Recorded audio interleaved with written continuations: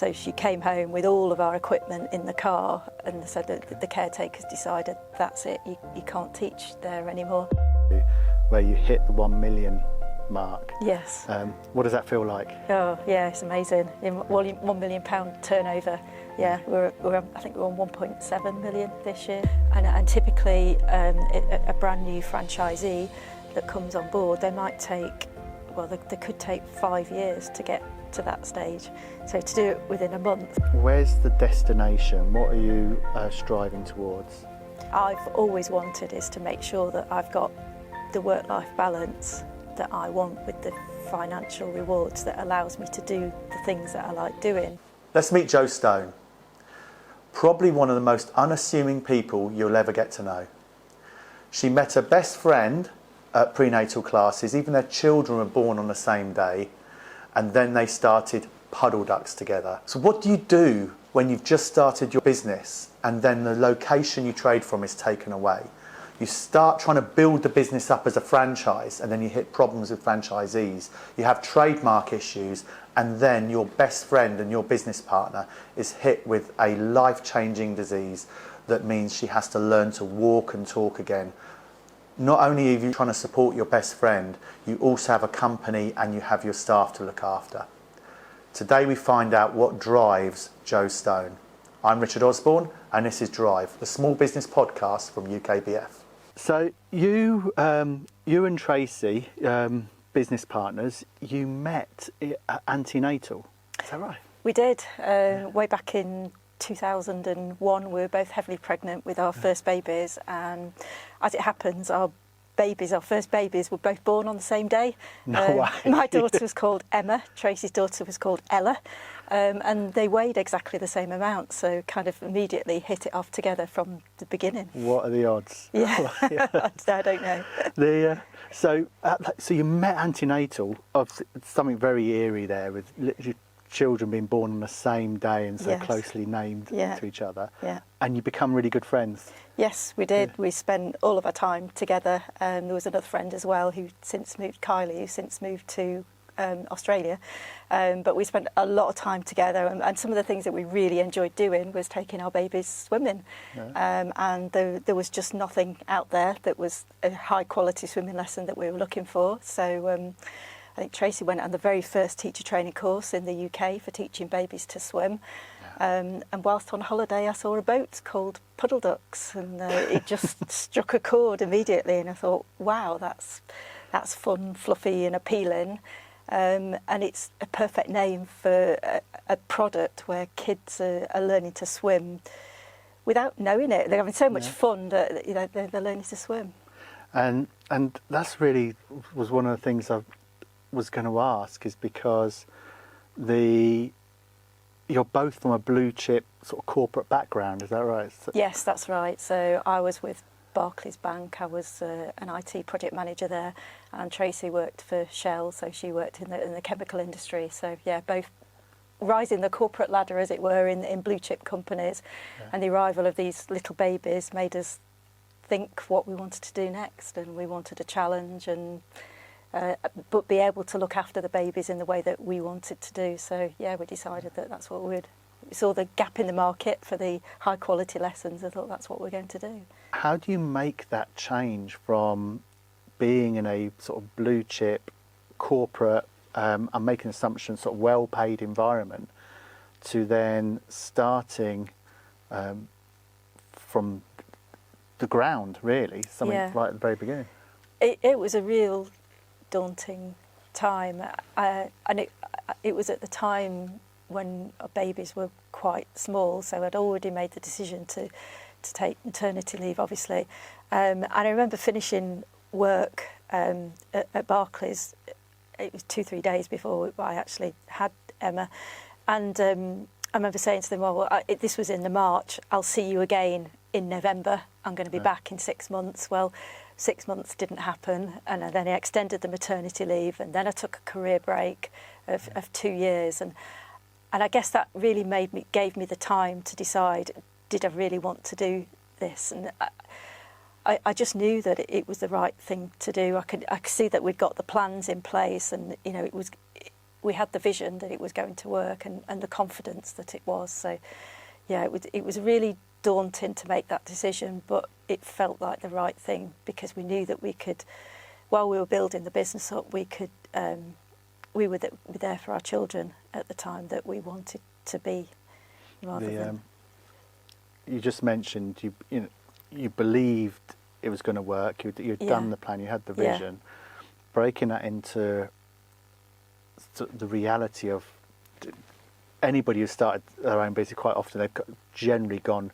I went from a well-paid career to starting doing web design was my first thing, and it sounds silly looking back on it, but we went from having Heinz baked beans in the cupboard to having own brand, the low-cost supermarket ones where there was more sauce than beans in the tin scenario. These sound silly things, but like what was in our cupboards changed. We'd sold the car, so we had no means of transport. So my wife would push the pram all like about a mile down the road to the nearest shops to do shopping, and you're coming back with bags hanging off the pram. The reality can sometimes hit like a brick. Yeah, I mean, I guess for us, because Emma had just been born, we were already cutting back because I was on mat leave, and we didn't have the aspiration to go on nice holidays at the time. So I guess that's how we got around. We didn't need to, because we'd got a small baby. We were only running small cars. We didn't need anything more than that. But yeah, it is really difficult knowing that we knew we would be comfortable for the few months while we was on maternity leave, because we made those plans and had savings while we were both earning, but longer term we didn't know that was going to be the case, and you just have to go for it. The savings starts to dwindle down and down. Yeah, and it takes time when you're running a business to start earning real money. It doesn't happen straight away. How long was that period of time for you? I would say it was at least 5 or 6 years. 5 or 6 years before you could take a decent salary. Yeah. So that's a lot. That's a long period of time. It was a long period of time. I was fortunate, and both of us were fortunate, that our husbands were both working, so the family still had income at the time. It was a big decision to make. Really, really big decision. And because you worked all your life to get to that career, to then sort of kiss goodbye to it, as it were.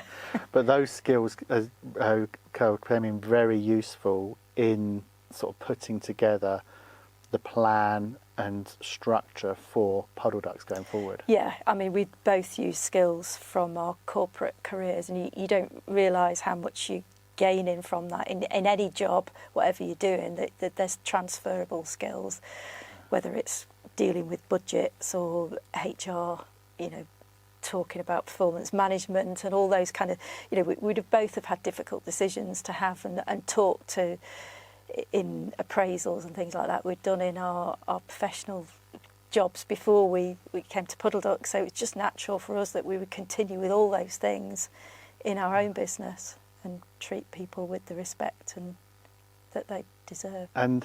And it quite literally was, you enjoyed the swimming with your children. We did. And how did you go through a period of specifically looking for lessons for your children to learn to swim? We did. I mean, there was no baby lessons at all, and it was a chance finding that Tracy actually found a book by it's a company called Birthlight, who had this book and beautiful images of children underwater, and that inspired us to take our babies underwater, and couldn't find any classes, so we were doing it on our own, and we had such a fantastic time with all those happy smiles and lovely bonding time that you get with the children in the water, and we thought, well, we just want to share it with as many people as possible, so that's what made us launch our business and take the plunge.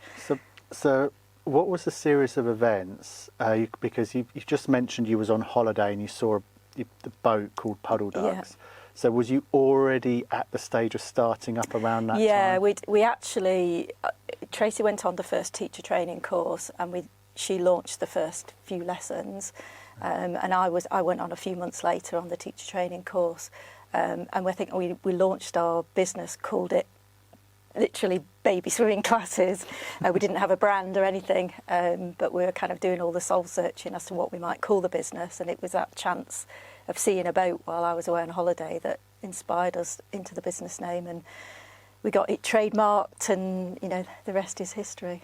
So how, when you say Tracy was doing the first lessons, was that as crude as going to some local swimming baths and renting some space there? Yes, we did. Yeah. We hired a pool in Northwich, which was one of our first pool. Well, it was our first pool, and yeah, went from there really. A proper incorporated company or like sole trader? We started off as a sole trader, and then over time we've moved to a limited company with some of our other businesses, with the franchising company, and we also use a structure called an LLP, Limited Liability Partnership. Okay. And when you reach that sort of stage where you're setting up as a incorporated company, this is one thing that's discussed a lot on UK business forums when people are in a business partnership with somebody else, and sometimes things don't go as you plan them. Did you go through the process of getting like shareholders agreement drafted or partnership agreement? Right from the very beginning, we always had a partnership agreement. We didn't get solicitors involved at that point, but it was more about how much time we was each going to invest into the business, and I guess how much money as well. And as time went on, when we formed the LLP, we had solicitors involved to write the shareholder agreement for us. And we obviously, when we launched the franchising company, which I'll come and talk about later, we had that was registered as an incorporated as a company. Okay. You just touched on registering a trademark just now. Yeah. Am I right in sort of recalling around your trademark some issues happened at some point during the... That's correct, yeah. So we knew we had to trademark the name Puddle Ducks because we knew that we needed it for the business and the brand in the future. So we got it trademarked, and we didn't use any solicitors. We just copied some other... from other companies what they'd done, and use all the narrative on the trademark application. And to do that, we had to sign it was called a coexistence agreement with another company, because they had a similar trademark name to us. It wasn't in the same field even. So we'd sign that so that we could get our trademark live. And what happened probably 5 or 6 years later is we wanted to redo the brand and upgrade it. And this company that we'd signed the coexistence agreement with wasn't prepared to do it, and it was totally unreasonable. So we ended up we did get some solicitors involved, and it was a kind of a David versus Goliath, massive PLC company that we were against to get it, and we did. So it was quite interesting. So what was well, I suppose I've got two questions really. One more generally, tell us a bit about that journey, how long was it going on for, what was it like, but also coming up against a big PLC like that must have been really stressful as well. It was quite stressful because in a nutshell, our solicitor advised us to ask them to, we basically challenged one of their trademarks, which they weren't using, but I think they had plans to use it, and he managed to get a trade-off for us to do it. It went on for a period of probably 18 months, 2 years, where the PLC's lawyers wouldn't speak to us.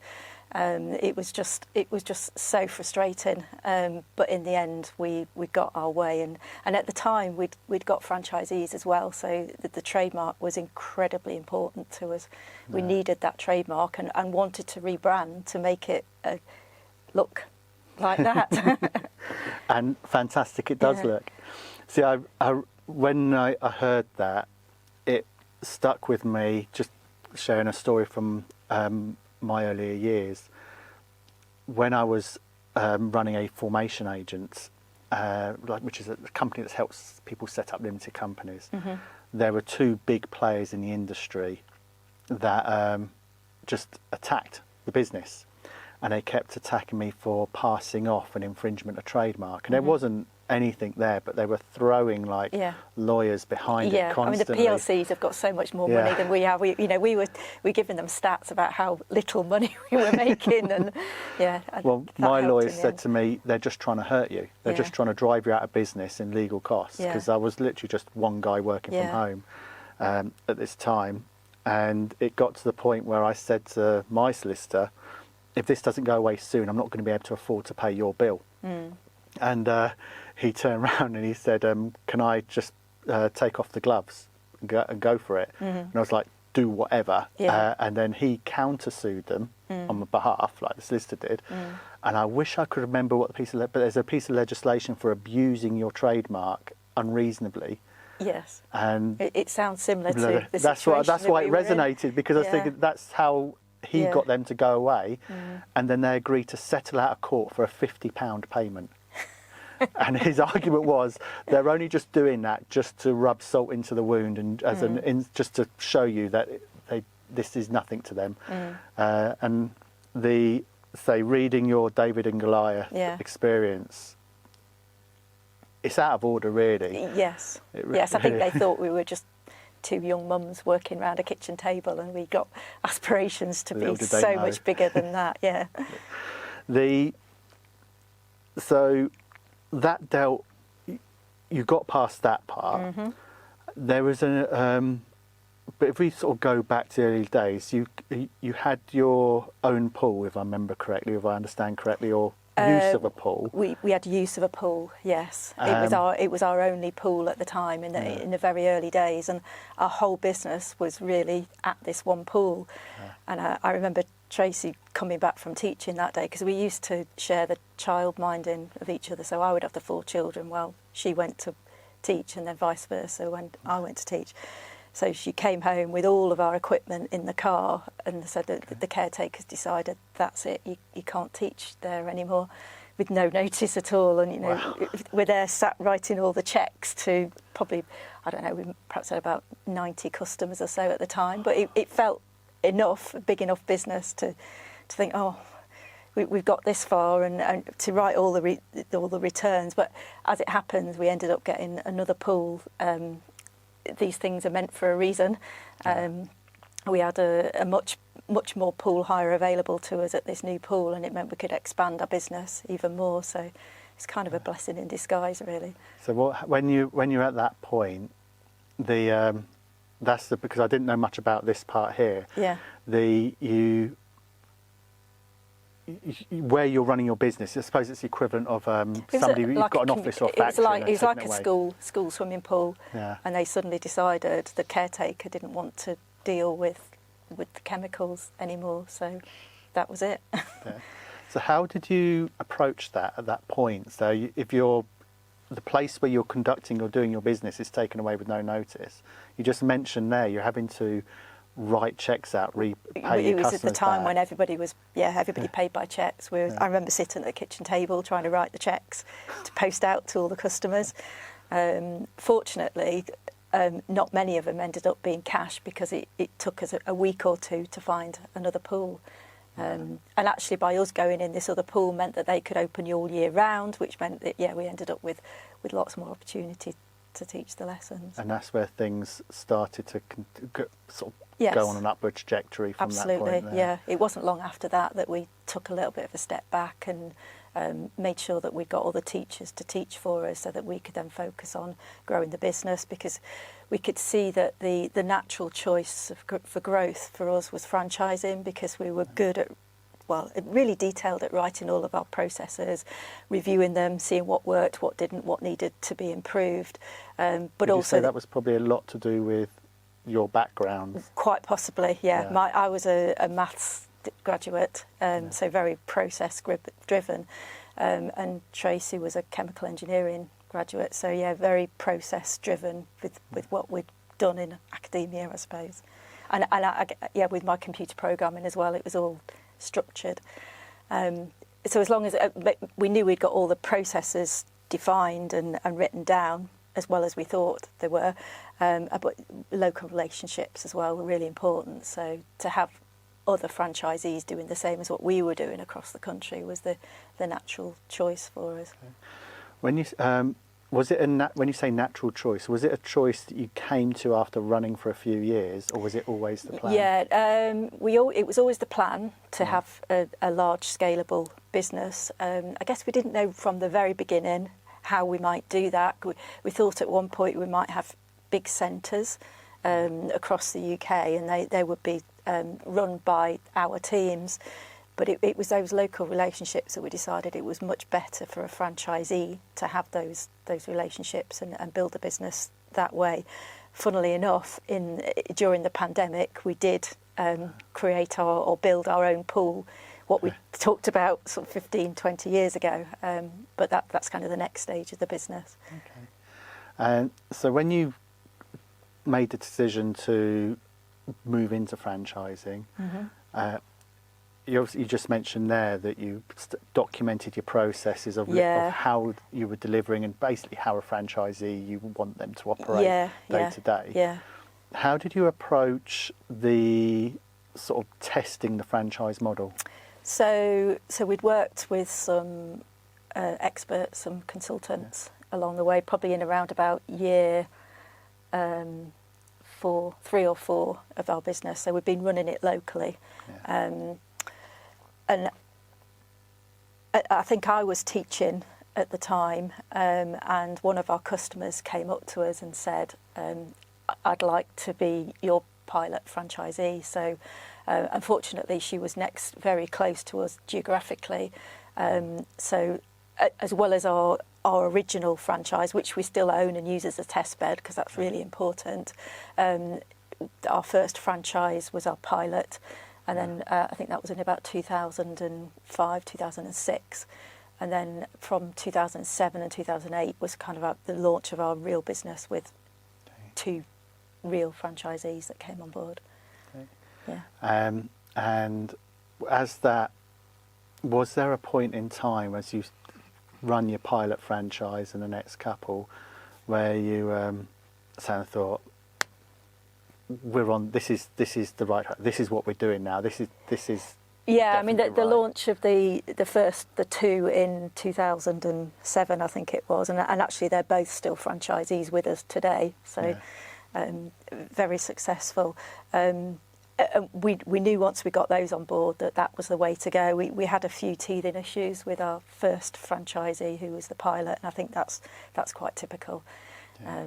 So just had operational kind of teething issues, or like well, she wasn't putting she was running it alongside another part-time job which was 32 hours a week or something, and she just couldn't run both. Okay.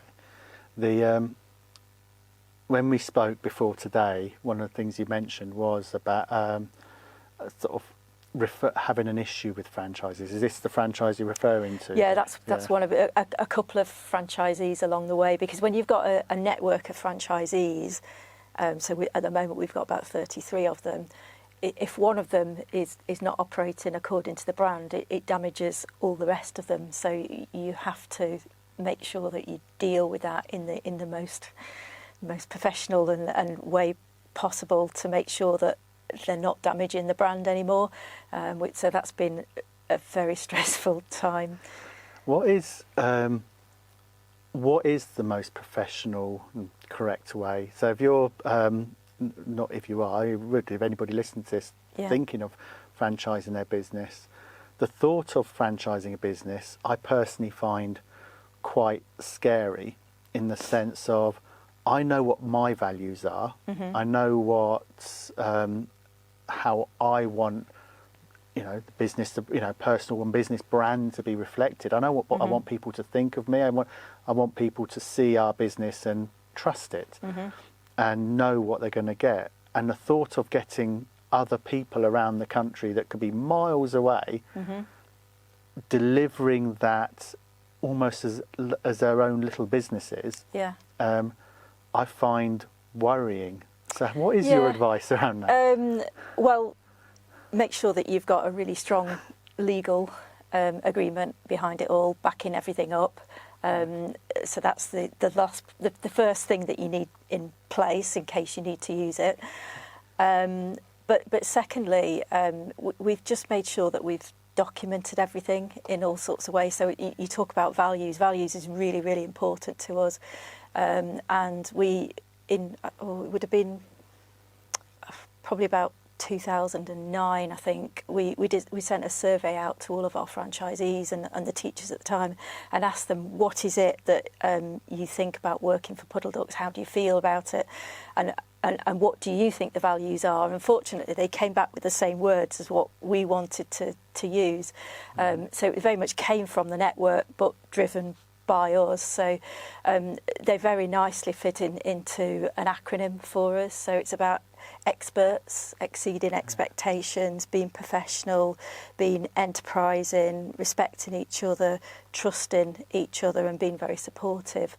And those values just run throughout our network. We see them, we use them to recruit against. And you see them in the way we run our business and the way our classes are run as well. So they're everywhere. And if somebody isn't reflecting that, you mentioned you have your contracts. Yes.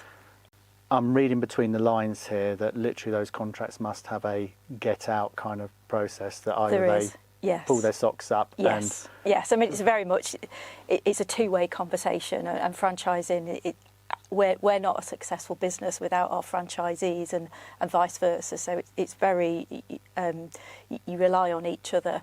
But yeah, if somebody is not showing those brand values in whatever way, we obviously talk to them and find a way of remedying it and giving plenty of time for that to happen. But if it's not remedied, then we've got the ability to be able to sell that business on to a new party to protect the brand. And so started in 2002, ran for a few years, then moved into franchising. Now, Tracy did an interview for UK Business Forums back into about 2016 sort of time. And that sort of paints a picture. Puddle Ducks skyrocketing, literally going up and up. So, just to reminisce, so what were those sort of 6, 7 or so years really like during that time? We made sure that would have been the time when we recruited quite heavily we call our head office Duck HQ, but that would have been the time that we really recruited those. Sounds quackers. I can't believe I said that. But that would be the time that we brought a lot of staff on board who were experts in their own area, so it'd be marketing, shop sales, retail, accountancy, every area that you need to run a business. So it meant that Tracy and I were e-commerce as well. You went on online retail. Yes, as well, online retail. Yeah, we sell quite a lot of these ducks and nappies and things like that. But so it would have been the time that we were building everything ready to grow again. So in 2017, that's when we launched a massive IT project, which is some bespoke software, which is what all our franchisees need. And that took a number of years to develop with the developers and test, and it links with our website and everything. But that, again, during those up to the 2016 would have been time that we spent just making sure that all the building blocks were there, ready to expand and get on to the next stage. And there's one particular milestone mentioned in that previous interview where you hit the 1 million mark. Yes. What does that feel like? Oh, yeah, it's amazing. £1 million turnover. Yeah, we're I think we're on 1.7 million this year. So. Yeah, it's a fantastic it's just one of those things that everybody who starts their business, who are looking to grow, it's that 1 million mark just is that magic number everybody everybody remembers. Yeah. And if you include all the revenue from all the franchisees as well, I think we're about 13 million across the UK in total. So yeah, it feels good. That does. That's very good. Yeah. So you launched this platform to support all your franchisees. Yeah. In fact, before moving on from there, how important as a franchisor do you see it is in your role to put in investments like that to support your franchisees? We do things as we're a member of the British Franchise Association, which is it's all about ethical franchising, and ethical franchising is all about making sure that it's fair for the franchisees and they're given the absolute very best platform and so that they can get the best success and stand out from the crowd. So our investment just never stops. So we're always trying to find new ways and better ways of doing things, whether it's using IT, like the bespoke software, which we call Shark. We've got all sorts of business planning tools that use Google Sheets, and the latest, we have connections into our Xero software, which is all the bookkeeping stuff. So we're always trying to make things better, and that's incredibly important for our franchisees because they're always wanting to stand out from their brand, to stand out from the rest of their competitors. So incredibly important. It's following on from that. It can be a bit of a minefield if somebody's looking at setting up their own, going into business themselves, and they're deciding the franchise route is the right route for me. Yeah. For whatever reasons, they feel that is the route. I want to use the word checks, but I don't feel like that's the right word to use. But I'll stick with it. What sort of checks could somebody do to make sure they're going to be working with a franchise that does have all those ethical standards and fair processes? So working with an organisation that's part of the British Franchise Association would be a good start, because they will only let people be in their organisation. They've had all of our legal agreements checked over by lawyers and everything, so there has to be a certain standard that you meet. So that's definitely one thing to do.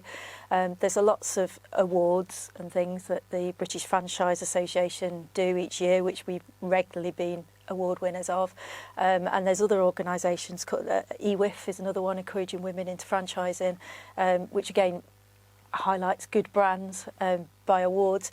There's also another company called Workbus, which do an independent survey.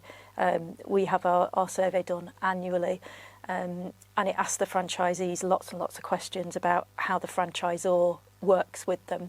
So it's completely independent, and if you achieve above average in all of the scores, in all of the 5 categories, you get what's called a 5-star franchisee satisfaction. And that's something that we've achieved every year for the last 10 years since it started. So again, that's another way of being quite sure that your franchisor is ethical and doing things in the right way. Okay. And you've won a lot of awards. Yes. There's quite a few. It takes a while to scroll through on your website. There was. Which one are you most proud of? I guess personally, I was the overall winner of the EWIF Women in Franchising in 2019, so that was a very exciting moment. As far as the business is concerned, obviously we've had the 10 years of the Workbus franchisee satisfaction, which is brilliant. And we've just been up for a Franchisor of the Year award, and we're finalists for it with the British Franchise Association, and that's the first time we've had that. So yeah, I think the award ceremony is later on this month. So fingers crossed. Good luck. So you went, had that great growth. You hit the 1 million mark. Yeah. But then Tracy became ill. She did. Overnight, she became very ill, and then ended up in hospital. So going from being a very active person, she couldn't walk, couldn't eat, couldn't talk or do anything for herself for a long while. And she ended up being in a hospital. She stayed in hospital for 3 or 4 months, and gradually managed to learn to talk and walk again, and spent probably the next 18 months, that was in 2016, and spent probably the next 2 years or so trying to get back into the business. But it was quite difficult and frustrating for her because she wasn't able to do things in the same way as what she had done in the past. So it was a very big difficult time for both of us. Can I ask what happened? I'm making an assumption, a stroke, but it was kind of a stroke, but it wasn't a stroke. It was a brain was being attacked by itself somehow. okay. So it was a type of encephalitis, I think, if that's how you pronounce it. So yeah, it left her with neurological issues in terms of having to teach her brain how to do things again, which she has been able to do, but it's different to how it was before. So so in 2019 we took the decision that, and it was a really difficult one to make, that Tracy would step down from working operationally in the business. So we set up a board, invited 2 other board members onto the board alongside myself and Tracy, and so Tracy now works on the board, but doesn't work on a day-to-day basis. There's so many questions around that, so I'll try and going to the very sort of start of when that hit. Yeah. You've gone into this business together as friends together. Yeah. It's one thing to have a work colleague or a work colleague you're close to, you've worked with a number of years, be taken so very ill, but also to be a really good friend. Yeah. How did that affect you? It was a really, really tough time. Really tough time. I was making sure that the business was keeping running. I was also driving up to the hospital, which was probably an hour or so away from me. I was helping making food for her at the top when she started eating again, and helping her eat it. That's the way it was. From making all the decisions together and sending hundreds of text messages each week to each other, to not being able to speak, let alone text message, was just really a shock to the system, really, because it just happened overnight. So fortunately we'd made plans, so we knew what the business was doing over the next few months and years. We'd got a team behind us, so sure that they had to step up as well. We took on a few new team members to help us get done what needed doing. It was a really, really tough time trying to support Tracy, and I spent a lot of time with her husband driving up and to and from the hospital, and I helped take her children to the swimming baths, and move them around. And you got through that. You obviously, because you're here. The bit where you then looked at creating the board in the business, that's sometimes, as any business owner, you have to make decisions with your heart sometimes, and sometimes you have to make decisions with your head, or find a balance between the two. And that in itself would have been a very difficult, I can only imagine, difficult decision to make. But you've built up this business, and you're both wanting this business to continue to grow. So restructuring the management infrastructure and putting a board in place I can only imagine would have been a bit of a sort of a tug on the heart decision to make as well. Very, very difficult. We both knew that we had to find a way forward that was going to work for everybody. And fortunately, we've got Ali Beckman, who's come on board as one of the directors. She's been with us pretty much since day one, so she was the natural choice to have with us as a director. And you know, if you cut her in half, you'd see Puddle Ducks through her. She's Puddle Ducks through and through. And then there was a colleague who I'd met on one of these kind of professional development courses that I'd done probably about 2010, 2011 time. And I'd kept in touch with her. And she'd recently sold a business, so she was the natural choice to have on as a non-exec person on the board. So. And Tracy's on the board. And Tracy's on the board as well, yeah.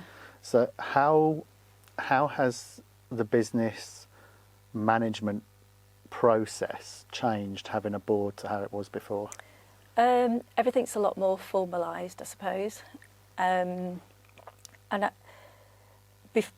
Before Tracy was ill, we had our own areas of expertise. You know, I was more finance, and Tracy was perhaps more. She worked a lot in the beginning on the programme for franchisees and teaching. So I guess she was kind of the ideas person. I was a bit more of the implementer and finance. But we crossed over, and those roles hadn't been formally defined.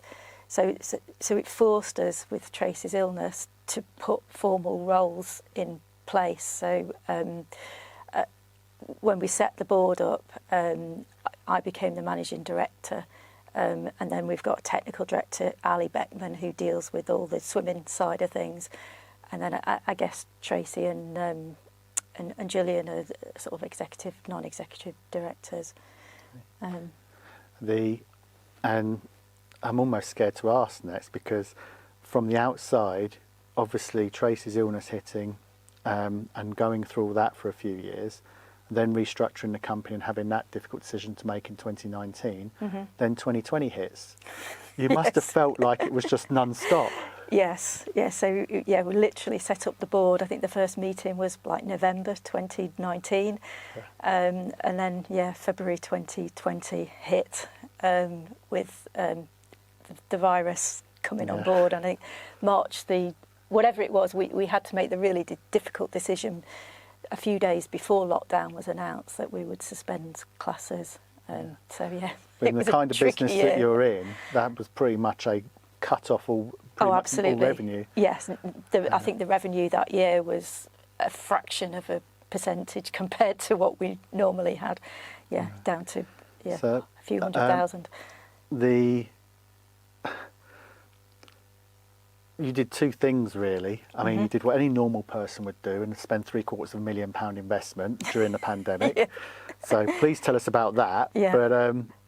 But alongside doing that, how did you structure and cope through those effectively that period of time where your revenues, you can't do public swim?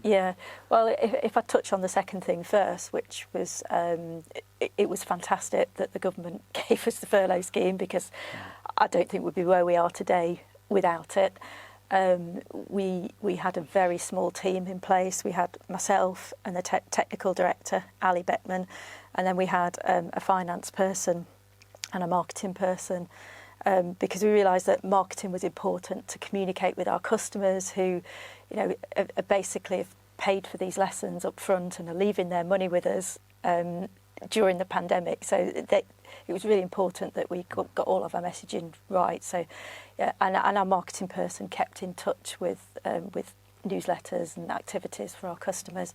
But between us, the rest of us were having to do the jobs of everybody, and work out how we were going to relaunch the lessons, because the guidance was quite slow in coming out, obviously from the government, because they didn't know what was going on either. So I think it was July when the guidance came out that swimming pools could start opening, And then it took us 2 or 3 weeks to understand that guidance and put all our processes in place, so that I think the first lessons started happening again in the September time.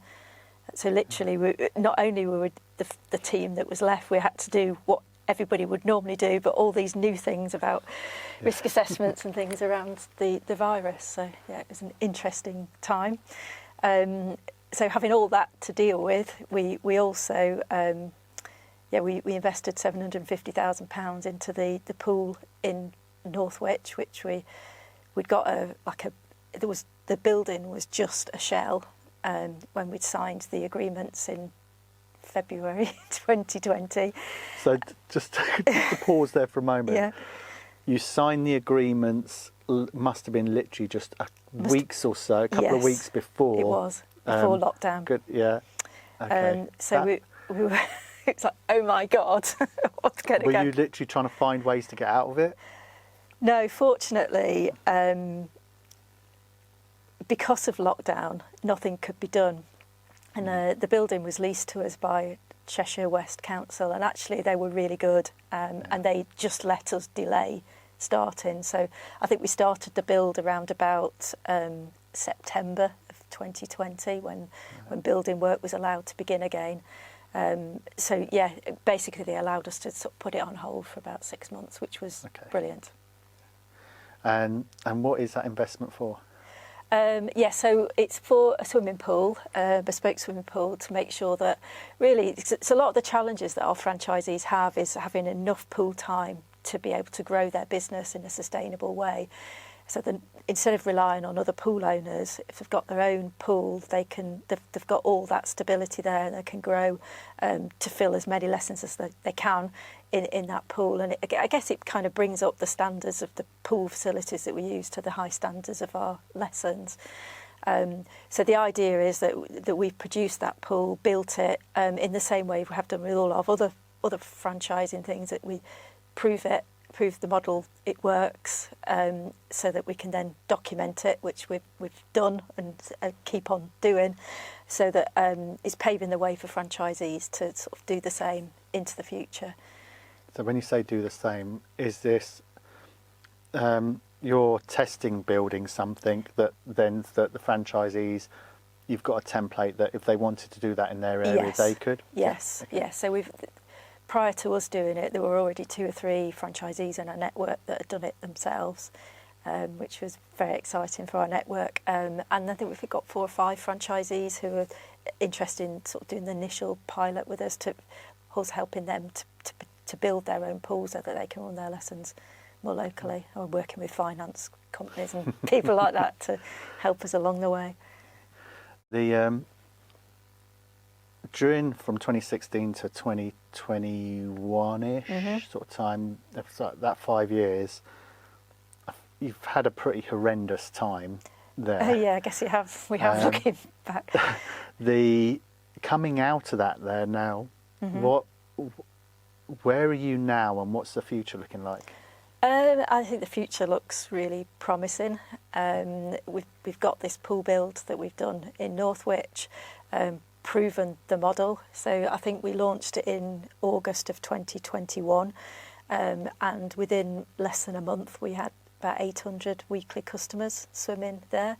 And typically a brand new franchisee that comes on board, they could take 5 years to get to that stage. So to do it within a month is just amazing. So yes, we'd want to bring more franchisees on. Potentially in the future, we might bring them on just with a pool build, so that they run classes just from that pool building. But we're also taking on franchisees in the same ways we always have done, where they have a geographical area where they can hire pools to their heart's content. Okay. And where's the destination? What are you striving towards? Well, our vision is that we want to be the #1 choice for swimming lessons in the UK. I think we're probably sitting at about #2 in terms of customer numbers at the moment. And to achieve that goal, we want all of our franchisees to have a managed or owned pool in each of their territories. So that's our ambition. Okay. And what about for you? For me, I don't know. At some point, I'm sure I will take a step back and do more exercise if that's possible. So what drives you, and makes you makes you get up in the morning and carry on when things are tough? Yeah. What is your motivation? It's making sure that I've got everything in place for the franchisees to achieve their successes, and by them achieving their successes, we achieve our success as well. I'm quite a driven person. So if I say I'm going to do something, I do it. So make sure that I do my exercise every day. If I'm going for a run, I go for a run, whether it's raining, hailing, snowing, whatever. I will go and do it. And I think that it's the same in the business life as well. We were going to build a pool, and we did build a pool. So yeah, I'm quite driven and I will always have these goals that set out as to what's next. The pool build being one of them. Okay. Trying to get underneath the skin of that little bit where you say if the franchisees do well, you do well. Mm-hmm. What is it about that doing well? What is it that gives you that extra edge of determination? What I suppose we're saying, what are you looking for from the do well bit? Well, I guess what I've always wanted is to make sure that I've got the work-life balance that I want with the financial rewards that allows me to do the things that I like doing. So I like doing travelling, I like going on holidays, I like spending time with my family. And I can do that because the earnings potential is there. And similarly for the franchisees, so that they're looking, typically the franchisees that come on board, they're professional women who are looking for a challenge, but they're looking not only for the financial rewards, but they're also looking for the feel-good factor of giving children that skill and that life skill that they need.